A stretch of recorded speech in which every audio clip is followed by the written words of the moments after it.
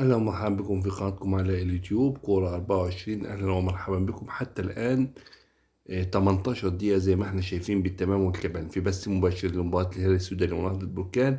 المباراة في سهرة شتوية رمضانية جميلة جدا. متقدم الهلال السوداني بهدف مقابل لا شيء. المباراة إلى حد ما يمكن احنا داخلين على الدقيقة 18. ابتدأ الهلال السوداني يظهر هجومه القوي ويظهر قوته في هذه المباراة. استمرار المباراة بهذه الطريقة ربما يعطي الهلال السوداني، يعني حتى الآن كرة دلوقتي قدامنا كمان في هجوم أفضل للهلال السوداني. زي ما بيقولوا الهلال مصمم على الفوز.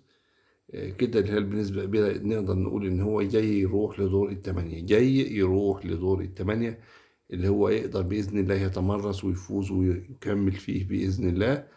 حتى الآن داخلين على الدقيقة 19. مباراة جيدة جدا للهلال، مباراة كويسة جدا للهلال. الهلال يعني ماسك الملعب، يعني الكورة حتى الآن في الناحية الشمالية أفضل بكتير للهلال. يعني الهلال النهاردة بإذن الله يقدر يذهب لنصف النهائي. كورة فيها يمكن 20 دقيقة اللي اتلعبوا حتى الآن. الهلال بيعمل كل أنواع كرة القدم، عامل متعة لجماهيره.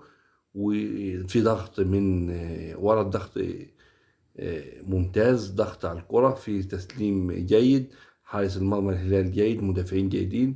تلت ساعة نقدر نقول إن الهلال قادر على الفوز فيها.